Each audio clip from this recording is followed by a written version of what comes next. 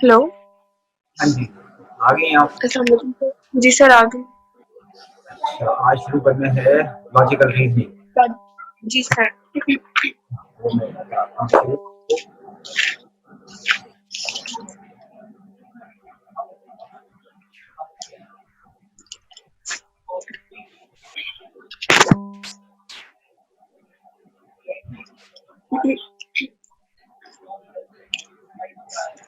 इसको जो है ना, दूसरा नाम, इसका असल जो नेम है ना, वो है क्रिटिकल रीजनिंग।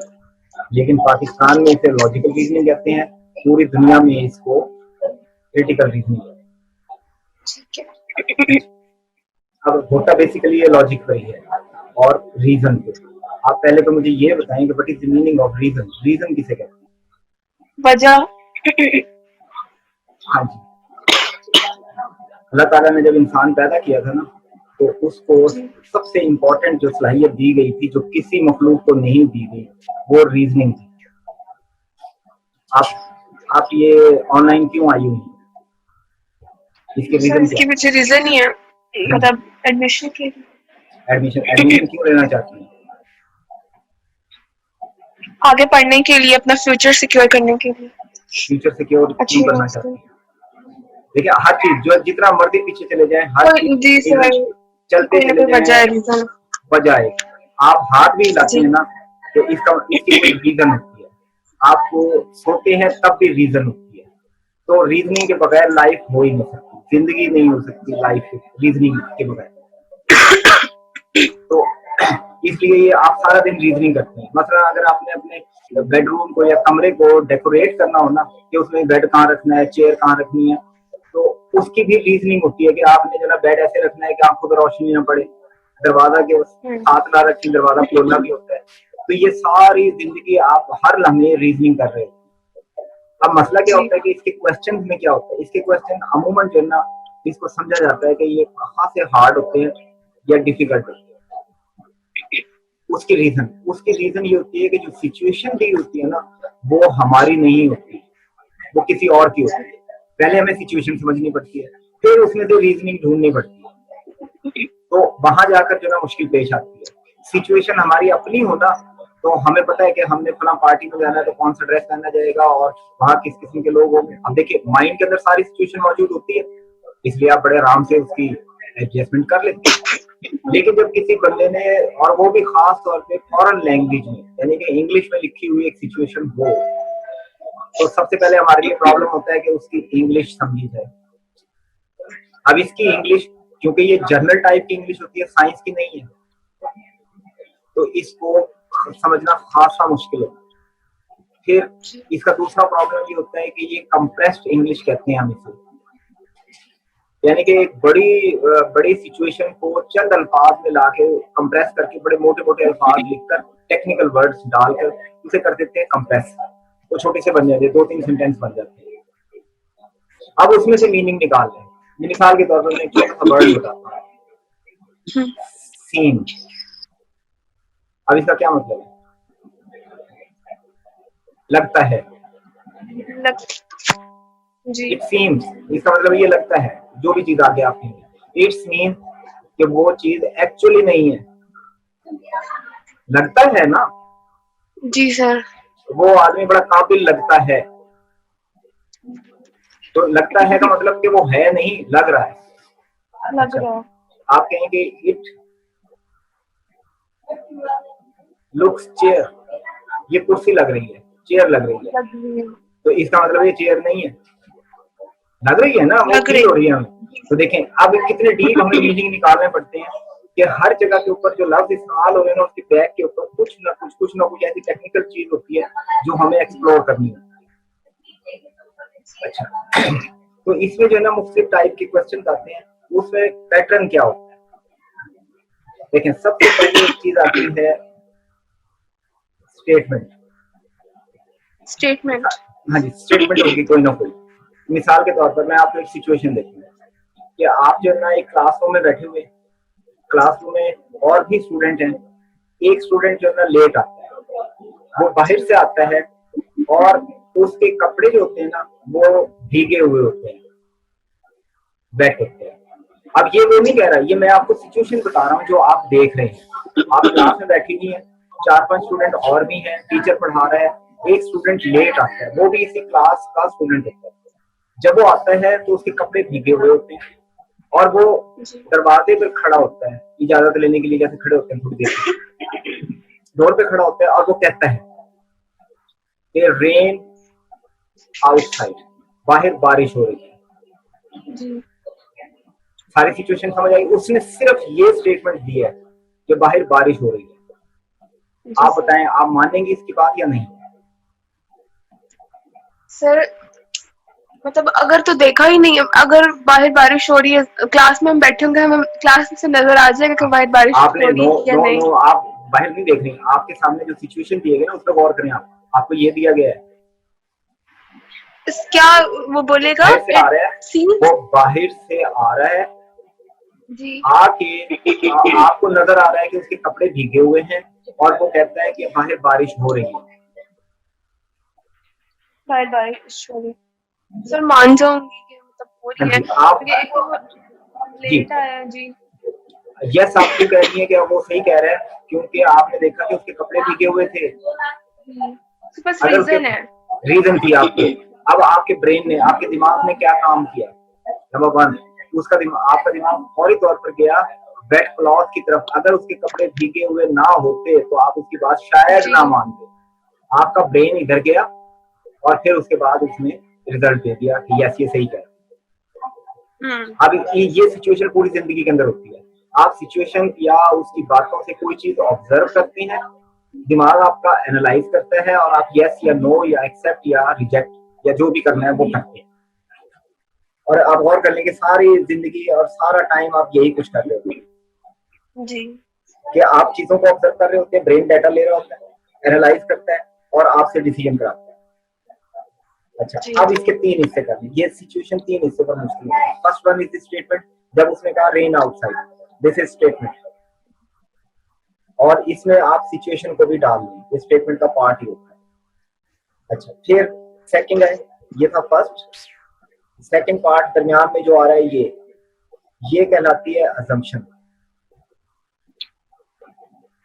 अस्यूम, ठीक है। अजम्पशन, या मैं जनरली इसे कह देता हूँ आसानी के लिए बेस, कि जिसकी वजह से आप रिजल्ट निकालते। And third one is the result और द कंक्लूजन। आप बताएं, ये 3 चीजें हो रही हैं कि नहीं? जी, आप अपनी लाइफ पे गौर कर लें, आप यही 3 चीजें लेके चल रही होती हैं सारी जिंदगी, स्टेटमेंट, अजम्पशन। अब अजम्पशन जो है ना वो 2 किस्म की होती है। एक ये होती है कि जो स्टेटेड है उसने लिख दी, एक वो होती है जो अनस्टेटेड होती है। जैसे इसमें अनस्टेटेड रीजन थे, सिर्फ हमने ऑब्जर्व किया था, उसने बोला नहीं था। अगर वो ये कहता ना कि देखो मेरे कपड़े भीगे हुए हैं इसलिए बाहर बारिश हो रही है, तो ये स्टेटेड बन जाती कि उसने स्टेटमेंट दे दी। अब उसमें अनस्टेटेड था ये, क्योंकि हमने ऑब्जर्व किया था, उसने बोला नहीं था। ठीक है, तो सिर्फ जी जी बोले, क्या पूछना चाहते हैं? सर, उसने सिर्फ बारिश के बारे में बात की थी ना, उसने ये नहीं कहा था कि मेरे कपड़े गीले इसलिए हुए हैं। हाँ जी, तो अनस्टेटेड हो गई ना। जी, ठीक है। रीजन हमने खुद ढूंढी है उसकी, कि उसकी बात को रिलेट करने के लिए। आप देखिए, आपने किसी और चीज को ऑब्जर्व नहीं किया, हो सकता है कि वो उसके जूते जो है ना वो पॉलिश वाले ना हो, उसकी और चीजें हो, लेकिन आपने क्या ऑब्जर्व किया?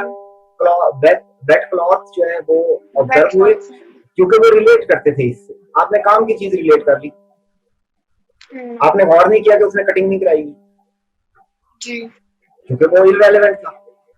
अगर वो उस टाइम कोई ब्यूटी की बात करता या हेयर स्टाइल की बात करता तो फौरन आप उसके बाल देखते।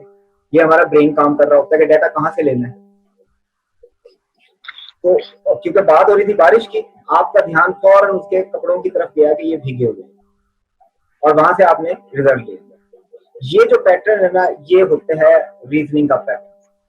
मेजर क्वेश्चन जो है ना आपके इसी पैटर्न पे बनेंगे। तो 3 चीजें होंगी, एक स्टेटमेंट, एक अजम्पशन या बेस, और फिर कंक्लूजन। अच्छा, फिर है ना एमसीक्यूज आएंगे किस फॉर्म में? अभी आएंगे, अभी आपके पास आएंगे, अभी तो मैं बेसिक करा रहा हूँ ना। जी, ठीक है। अभी चलते जाए, अभी एक्सरसाइज मिलेगी आपको, समझ भी आएगा।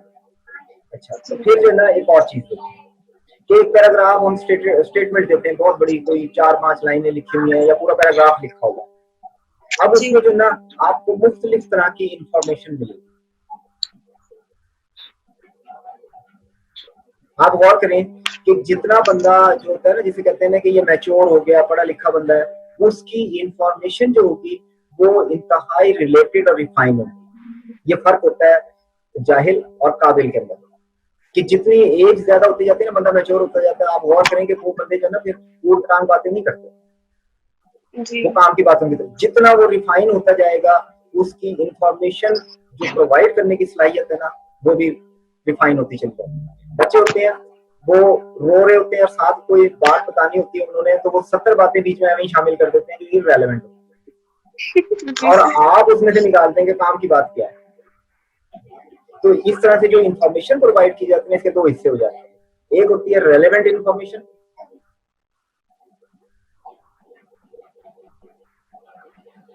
और एक होती है इररेलेवेंट। वो जस्ट इंफॉर्मेशन होती है। रेलेवेंट इंफॉर्मेशन को हम कहते हैं एविडेंस, कि कोई भी एविडेंस है। और जो इररेलेवेंट होती है ना, उसे हम कहते हैं प्रेमिसेस। नहीं, सॉरी सॉरी, उलट लिख दिया मैंने। जो रेलेवेंट होगी वो जी होगी प्रेमिसेस। प्रेमिसेस क्या होती है? जिससे आप रिजल्ट निकालते हैं। जाहिर है रिजल्ट जब जिससे निकाल रहे हैं तो वो रेलेवेंट होगी ना ज्यादा। और जो इररेलेवेंट है वो एविडेंस कहलाती है। एविडेंस ये दोनों ही है एक्चुअली। जो जो ज्यादा रेलेवेंट होती चली जाती है, हम उसे प्रेमिसेस की तरफ लेके चले जाते हैं नेक्स्ट टर्म में। ठीक है, इससे रिजल्ट नहीं निकलेगा, ये इररेलेवेंट होती है, अमूमन इधर उधर की बातें होती हैं। जी अच्छा, तो मिसाल के तौर पे एक गांव की डिस्क्रिप्शन आ रही है, टाउन है, आप उसके बारे में एक पैराग्राफ पढ़ते हैं, वहां वो कहता है कि जी वहाँ ग्रीन जो है ना फील्ड है, खेत है वहां पर। अच्छा, वहां जो है ना एक कुआं है, फिर उससे जो है ना वो फसलें बनाते हैं, क्रॉप्स होती हैं, लेबर होती है। फिर उसमें जो है ना वो एकदम से कह देता है कि एक साइड के ऊपर एक बस खड़ी हुई है। अब आप मुझे बताएं कि ये बस का जो है ना इन सारों से क्या ताल्लुक है? जो टाउन की लाइफ है वो उसने डिस्क्राइब करनी थी इसके जरिए, अब वो कर रहा था। बस का कहां से जिक्र आ गया बीच सर, में? आवाज बहुत कट रही है।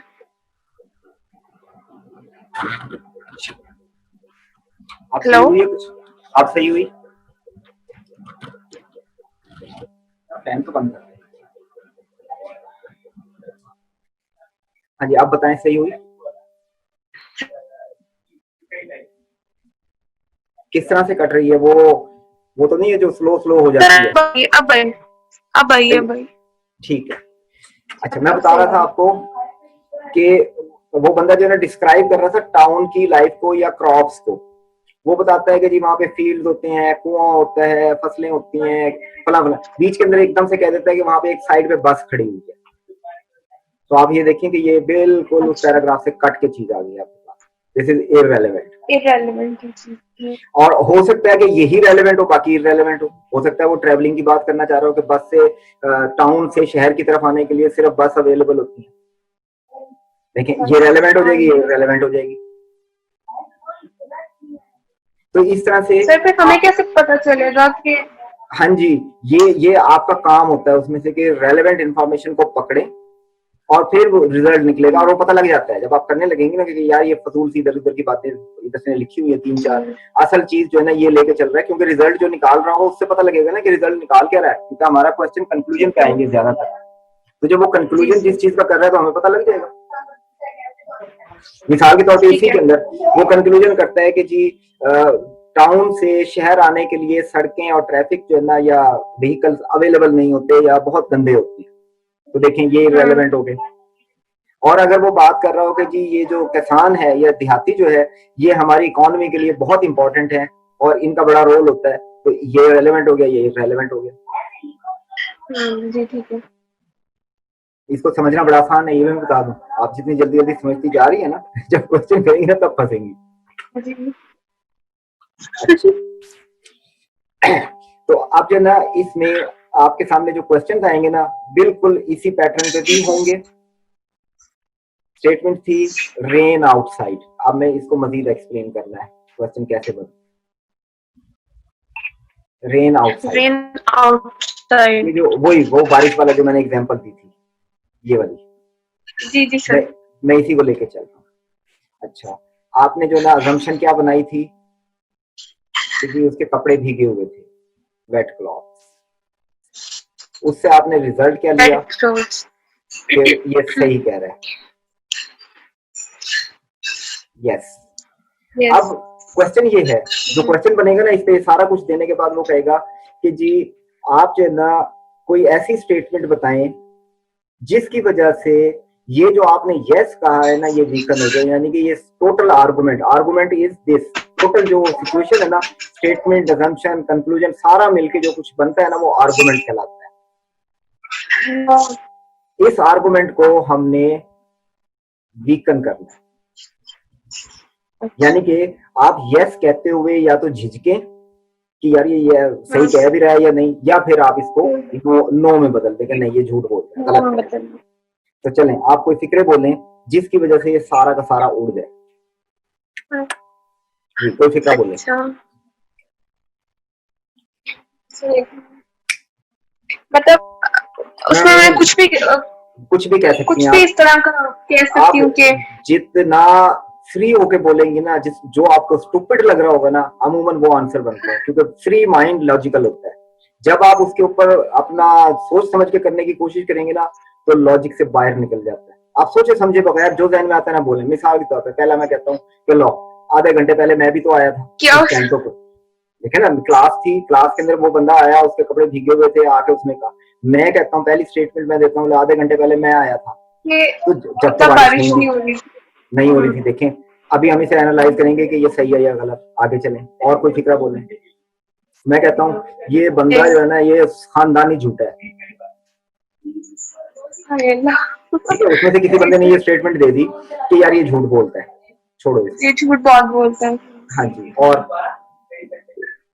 और ये कि हम कह देते हैं कि इस सीजन में बारिशें इस टाइम नहीं होती। हाँ ये भी ठीक है। और ये कह सकते हैं ये हमेशा लेट आता है। नहीं देखिए लेट आने का तो इससे नहीं है ना, यस जो निकला है वो है कि बारिश हो रही है, बारिश के अकॉर्डिंग बनना है। हाँ यानी कि आपने इसको यस को नो में बदलना है कि बारिश नहीं हो रही। ठीक है। देखिए ना मैं जब कहता हूँ कि जी आधे घंटे पहले मैं आया था तो बारिश नहीं हो रही थी, देखिए कोशिश है ना कि यस नो में बदल जाए। लोग कहेंगे हाँ यार ये भी गलत कह रहा होगा, ये झूठ बोलता है, इसका मतलब है मैं कहना चाह रहा हूँ कि इसकी बात को ना मानो भाई। इस सीजन में इस टाइम बारिश नहीं होती, तो मैं कहलवाना क्या चाहता हूँ कि ये यस जो है नो में बदल जाए। इसी तरीके से और कह लेते हैं, हम कह देते हैं कि जी बाहर जो है ना गली के किनारे पे स्ट्रीट कॉर्नर के ऊपर जो है,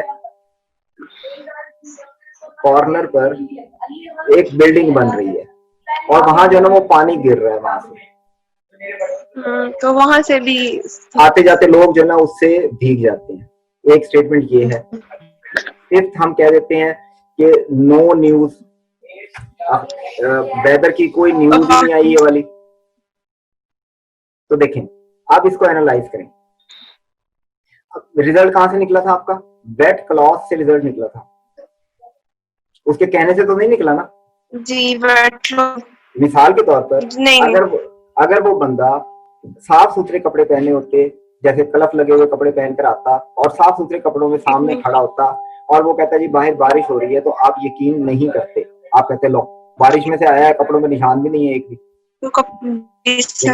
तो इसका मतलब है उसके झूठ बोलने या सच बोलने से इसका कोई ताल्लुक नहीं है, आपने रिजल्ट निकाला है उसके कपड़े भीगे हुए होने से, कपड़ों से। क्योंकि अगर वो लायर है, हम कह देते हैं कि वो लायर है, तो ठीक है लायर है, लेकिन कपड़े कैसे भीगे, कपड़े तो हमने ऑब्जर्व किए हैं,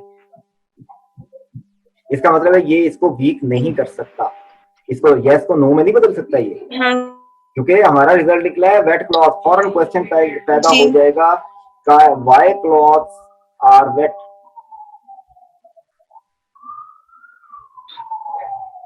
क्योंकि ये क्वेश्चन तो नहीं खत्म हुआ ना इससे कि वो झूठ बोलता है, तो इसका इससे क्या ताल्लुक है जी। अच्छा इसी तरीके से आधे घंटे पहले मैं खुद आया था जब बारिश नहीं थी, तो इसका भी इससे कोई ताल्लुक नहीं है। क्योंकि क्लॉथ के भीगे हुए हैं, आपने रिजल्ट निकाला है उससे, तो आधे घंटे पौने घंटे से फर्क क्या पड़ता है, इससे कोई भी यस नो में नहीं बदल सकता। अच्छा, इस जी सीजन में बारिश नहीं होती तो भाई उसके कपड़े कहाँ से भीगे, लेकिन ये भी इसको चेंज नहीं कर सकता क्योंकि रिजल्ट यहाँ से निकल रहा है। जी सर। अच्छा ये देखें, ये इसका आंसर है कि अब सर ये हो हम जी ये इसका आंसर है कि गली के किनारे एक बिल्डिंग बन रही है और वहां पे आते जाते हुए पानी गिर रहा है। तो गिरता अब हम क्या कर रहे हैं, इसकी अदर रीजन दे दी हमने। देखिए रिजल्ट जिससे निकल रहा है ना, जी उसकी रीजन कोई और होगी तो ये यस नो में बदलेगा। अदरवाइज आप जो मर्जी कहते रहे, जब तक कपड़े भीगे हुए हैं यस यस रहेगा। आप कहेंगे इसके कपड़े बारिश से नहीं किसी और वजह से भीगे, देन ये रिजल्ट चेंज होना शुरू हो। जी इसी तरह वेदर न्यूज से भी इसका कोई ताल्लुक नहीं है कि भाई वेदर न्यूज हो या ना हो, इसके कपड़े कहाँ से भीग गए फिर। जी सर। आप बताएं, ये सारी चीज समझ आती है? जी सर समझ आ गई। लेकिन सर एग्जाम्पल्स तो उन्होंने खुद दी होंगे ना, हमने सिर्फ सिलेक्ट करना होगा ना? हाँ जी, हमने खुद सेलेक्ट करना होगा। यहाँ तो मैंने इसीलिए जल्दी जल्दी खुद ही लिख दिए थे, वैसे क्लास के अंदर मैं बच्चों से पूछता हूँ और उन्हीं में से आंसर 3-4 आंसर बन जाते हैं, क्योंकि वो क्लास बड़ी होती है ना, आप तो सिंगल हैं तो थोड़ा सा होता है कि आंसर, वरना 12-13 रीजन आनी शुरू हो जाती हैं, फिर हम उन्हें एनालाइज करते हैं तो क्लियर हो जाता है। तो गौर कर लें इस पर कि समझ आइए बात। जी सर आएंगे।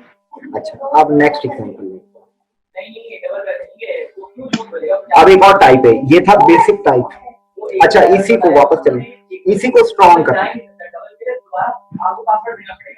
अब वो कहता है कि आर्गुमेंट को वीक नहीं करना, ये हमने वीक किया था, अब हमने इसे स्ट्रॉन्ग करना है कि यस जो है ना, आप बिल्कुल कॉन्फिडेंट हो जाएं मजीद कि यस वाकई ही बाहर बारिश हो रही है। तो देखें, अब इसके लिए जो है ना कोई भी एविडेंस प्रोवाइड करने में, प्रीमिसेस नहीं कह रहा, मैं आपसे कह रहा हूं कि एविडेंस कोई भी इंफॉर्मेशन दे दें जो रेलेवेंट हो।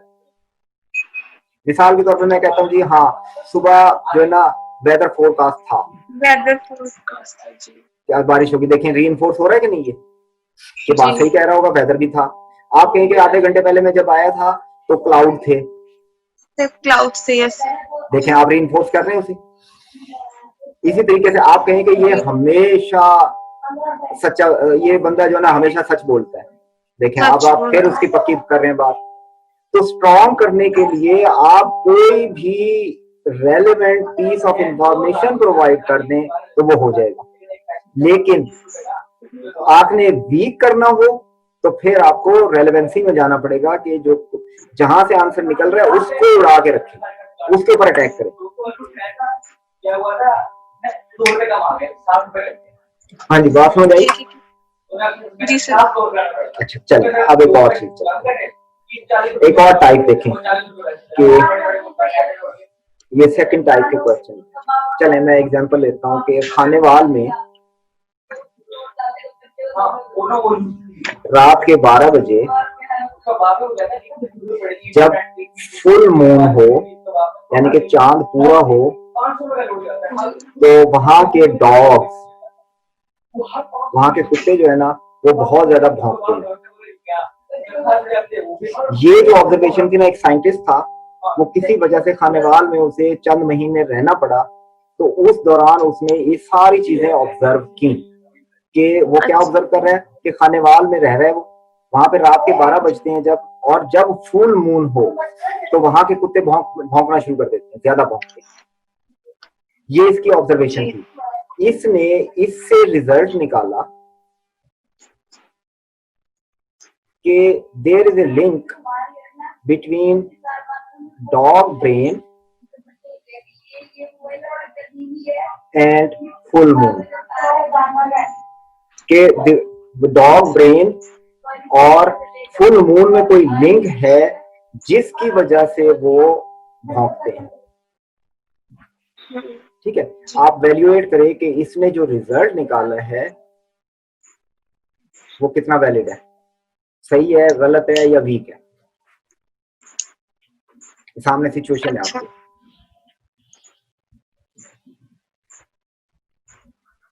सर डॉग ब्रेन और फुल मून का आप कह रहे हैं कि ये कितनी सही है और कितनी सही नहीं है? नहीं, इस तरह नहीं, ये ऑब्जर्वेशन है, उसकी सारी चीजें नोट की उसने कि खानेवाल में रात के 12 बजे जब फुल मून होता है तो वहां के कुत्ते बहुत भौंकते हैं। उसने ये सारी चीजें ऑब्जर्व करके ये रिजल्ट निकाला कि there is a link between dog brain and full moon, that is why dog barks. हाँ, तो क्या उसका जो रिजल्ट है कि कुत्ते भौंकते इसलिए हैं कि उनके दिमाग का और फुल दिमाग मून का कोई लिंक है जिसकी वजह से वो भौंकना शुरू कर देते हैं। तो आप बताएं कि उसका रिजल्ट जो उसने निकाला है इस ऑब्जर्वेशन की बेस पे कितना सही है। अच्छा, ठीक है। मतलब सर, एक मिनट में आपको बताती हूँ। आप ये कह रहे हैं कि डॉग ब्रेन और फुल मून का जो रिजल्ट बार्किंग निकला है, ये कितना ठीक है? यस। अच्छा सर, वैसे ये एक तरह से ठीक तो है कि वो दिमाग ये लॉजिक जब पढ़ते हैं ना दिमाग की दही बन जाती है। अभी पता लग जाएगा कि क्या होता है।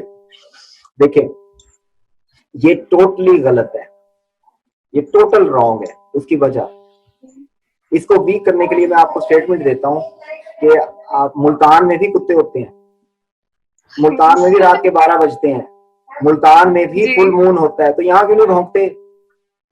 उसने तो रिजल्ट ये निकाला है ना कि there is a link between dog brain और फुल मून। तो फुल मून तो मुल्तान में भी होता है, तो मुल्तान में क्यों होता है? ये जी खानेवाल का जिक्र क्यों किया उसने? ठीक है, खाने देखिए एक वीक पॉइंट था ना उसका, जी ये खानेवाल जी सर था। ऑब्जर्वेशन में है। अगर वो ये कहता ना जी कि खानेवाल में कोई ऐसी सिचुएशन है कि जिसकी वजह से कुत्तों के दिमाग पर असर होता है और जब रात के 12 बजते हैं तो वो भौंकना शुरू करते, ये रिजल्ट बिल्कुल सही होता, क्योंकि फिर ये सारे वेरिएबल यूज हो रहे होते जो ऑब्जर्वेशन में थे। अब उसने जी डॉग और फुल मून को ले लिया, खानेवाल को तो लिया ही नहीं। तो मैं इसे फौरन एक्सप्लाइट करूंगा कि पूरी दुनिया में तो ऐसा नहीं होता, खानेवाल में क्यों होता है, इसका मतलब रिजल्ट गलत है। डॉग ब्रेन और फुल मून में लिंक नहीं है। कोई बनता है ना कि नहीं बनता? वरना तो सारी दुनिया में ऐसा होता। जी अच्छा फिर फुल मून, चांद फुल तो 10 बजे भी होता है, 12 बजे क्यों भौंकते हैं वो? अगर ब्रेन में और फुल मून में लिंक है तो वो तो 10 बजे भी होना चाहिए। फिर रात के 2 बजे भी फुल मून होता है, 4 बजे भी फुल मून होता है, 12 बजे क्यों लिखा है? देखा कितने सारे पॉइंट हैं कि जो जी इसने सर। यूज नहीं किए, दो चीजों को मिला दिया, हालांकि ऑब्जर्वेशन में ज्यादा चीजें थी। क्लियर हो गया? जी सर, अच्छा मतलब हर चीज को साथ साथ लेके चलना पड़ेगा सोचने के लिए इसमें। हाँ जी, बिल्कुल इसी तरह से है कि आपको जो ना ये चीजें प्रैक्टिस से आती हैं और ये कोई फिर मुश्किल नहीं होता। अगर आपको ये चीजें जहन में आ जाए ना तो ये फौरन पकड़े जाते हैं कि ये इररिलेवेंट है, ये रेलेवेंट है, इसने रिजल्ट कहाँ से निकाल दिया, कौन सी चीज छोड़ दी। इररिलेवेंट चीजों से रिजल्ट निकाला है कि रेलेवेंट चीजों से रिजल्ट निकाला है। अच्छा चलें और लेते हैं एक और। थर्ड है जी, एक जगह जो है ना वार हो रही थी, एक जगह वार हो रही थी, जंग हो रही थी। जी अब वहां जो है ना जो आर्मी के बंदे थे, जो आर्मी पर्सनल थे, उनकी जो कैजुअलिटीज हुई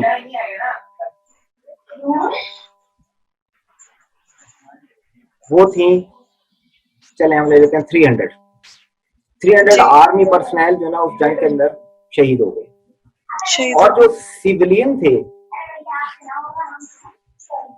वो जो है 1200 मारे गए, उनकी कैजुअलिटीज 1200 थी। अब एक बंदे ने जो है ये खबर अखबार में पढ़ी, न्यूज़पेपर में उसने खबर पढ़ी, ये डाटा उसने देखा, उसने इससे रिजल्ट निकाला, इस डाटा से, ये जो डाटा दिया हुआ है ना, इससे वो रिजल्ट जी निकालता है कि जी मैं अपने बच्चों को जो है ना वो आर्मी में भर्ती कराऊंगा। बिकॉज रीजन क्या देता है, army is safe, army safe है। अब आप बताएं कि ये क्या रॉन्ग इस डाटा की बेस के ऊपर उसने रिजल्ट सही निकाला है? उसने नहीं अपने सर। बच्चों को आर्मी क्यों, सिविलियन 1200 मर गए, आर्मी वाले तो कम मरे, तो आर्मी सेफ नहीं हो गई? आर्मी जरूरी तो नहीं है ना कि इस बिहाफ पे मतलब आप उसको आर्मी में भेज दें। ये है कि आर्मी ट्रेंड है, इसलिए वो लोग कम, सिविलियंस बिल्कुल ट्रेंड नहीं थे। तो अगर वो आर्मी में जाता है तो वो जितने आर्मी के ऑफिसर शहीद हुए, वो उनमें भी तो शहीद हो सकते हैं उसके बच्चे। नहीं वो ठीक है, वो सही बात कर रही है, लेकिन आपने अपनी बात के अंदर ही कंट्राडिक्शन दे दी। अब मैं लॉजिक पढ़ा रहा हूँ ना, तो मैं चीजें उसी लिहाज से आपसे पकड़ रहा हूँ आपकी चीजें। जी सर। आपने खुद कंट्राडिक्शन दी है कि आर्मी के बंदे ट्रेंड होते हैं, इट्स मीन आर्मी सेफ हो गई, तो उसके बच्चे भी वहां जाके ट्रेंड हो जाएंगे, वो नहीं मरेंगे जब वो मिलेंगे। जबकि सिविलियन अनट्रेंड होते हैं, वो बहुत सारे मर गए। ये तो आपने अपनी जी कंट्राडिक्शन दे दी है। जी सर। तो फिर आप बताएं, उस बंदे को आर्मी में अपने बच्चे भर्ती कराने चाहिए या नहीं? सर एक मिनट में सब थोड़ा आप अपने दिमाग पे खर्च ना करें, अभी एक्सरसाइज में करना है, मैं यहाँ आपको नहीं बता देता। अब आर्मी के बंदे 300 हुए, जी लेकिन थे कितने? आर्मी के फॉर एग्जांपल 1000 थे, और सिविलियन 1200 मरे, लेकिन थे कितने? 1 मिलियन। आबादी किसकी ज्यादा होती है? सिविलियंस की। सिविलियंस की। ये बनता है 3% डेथ ऑफ रेट बना, ये तो पॉइंट्स में बनेगा। ठीक है ना? ये 1000 में से 300 मर गए, तो बहुत ज्यादा तादाद है आर्मी की। जी और ये 1200 मरे कितने? 1 मिलियन में से या 10 मिलियन में से। अब लाहौर के अंदर 1 करोड़ से ज्यादा पॉपुलेशन, अगर उसमें से 1200 मरे तो क्या तादाद हुई? कुछ भी नहीं। वो कुछ भी नहीं, ना होने के इसका बराबर। मतलब है आर्मी इज डेंजरस। जी ठीक है बात समझ आई ना? तो ये डाटा कहाँ सर, से? समझ आ गया। हमेशा याद रखें कि जब कंपैरिजन करना हो अपनी लाइफ के अंदर भी, ये चीज सामने, वैसे तो लॉजिकल रीजनिंग होती है लाइफ की है, जब आपने कंपैरिजन करना हो तो रेट लिया जाता है, तादाद नहीं ली जाती। जैसे आजकल जो है ना बड़ा गवर्नमेंट करती है, एक्सप्लॉइट कर रहे हैं ये नंबर्स को। वो कहते हैं जी कोरोना से देखो हमारे तो अभी 2-3 हजार बंदे मरे हैं। अच्छा, वो इंडिया के जो है ना वो 5000 मर गए, हालांकि उनकी लॉजिकली वो गलत कह रहे हैं, क्योंकि पॉपुलेशन, हाँ, उनकी पॉपुलेशन ज्यादा है। जी हम 20 करोड़ में से 3000 मर रहे हैं, और वो मर रहे हैं 1 अरब में से, यानी कि 1000। सर उनकी 1 अरब पॉपुलेशन। जी, हमारे से 5 गुना आबादी है उनकी। जी, तो आप देखें चाइना की उससे थोड़ी सी ज्यादा है, ये दोनों 1 अरब की रेंज के अंदर रहेंगे। अगर ये दोनों मुल्क मिला लेना तो ये आबादी का 40% ये है पूरी दुनिया में। जितनी लाहौर की आबादी है, इतनी तो मुल्कों की, पंजाब की आबादी, आबादी के लिहाज से हमारा जो पंजाब है ना, ये वर्ल्ड में कंट्रीज से कंपैरिजन करें तो 5 नंबर पर है कंट्रीज के मुकाबले में। फुल कंट्री की आबादी इतनी नहीं है, स्वीडन की आबादी 10-15 लाख पता नहीं इतनी है, फला कंट्री की उठाएं थोड़ी थोड़ी है। 1 करोड़ का भी मैंने एक कंट्री देखा था, हमारे मुल्तान में 1 करोड़ है, नहीं 1 करोड़ हर मुल्तान में तो नहीं है, लेकिन लाहौर में 1 करोड़ से कहीं ज्यादा है। हाँ जी, अब जो मैं बात बता रहा था क्या था कि आप कंपैरिजन करेंगे रेट के ऊपर, परसेंटेज निकालेंगे या फिर कितने में से कितने। ये 300 मरे बेचारे 1000 में से, ये 1200 बेचारे मरे 1 मिलियन में से, ये कम है, ये कम है। हालांकि न्यूमेरिक डाटा जो है वो इसका बड़ा है, तो न्यूमेरिक डाटा से कभी रिजल्ट नहीं निकल सकता। एक बंदा कहता है मैंने 100 रुपए कमाए, एक बंदा कहता है मैंने 5000 कमाए, किसने ज्यादा कमाए? भाई इन्वेस्टमेंट कितनी थी, पता लगे कि इसने 200 रुपए इन्वेस्ट किए, 100 रुपए कमाए, इसने 10 मिलियन इन्वेस्ट किए 5000, तो इसके ऊपर लाना थी कि यार तुम 10 मिलियन 5000 कमा रहे हो, तुम बैंक में रख देते, इससे ज्यादा मिलते। जी, तो देखिए इसने इन्वेस्टमेंट करके 10 मिलियन की 5000 कमा कर ये लॉस में है, और ये इन्वेस्ट करके 100 रुपए कमा रहा है, 50% प्रॉफिट है इसका। तो क्या लगा कि कंपैरिजन रेट्स का होता है, न्यूमेरिक डाटा का नहीं होता। जी, ये लो मामा के पास, ये क्लियर हो गया? जी सर क्लियर हो गया।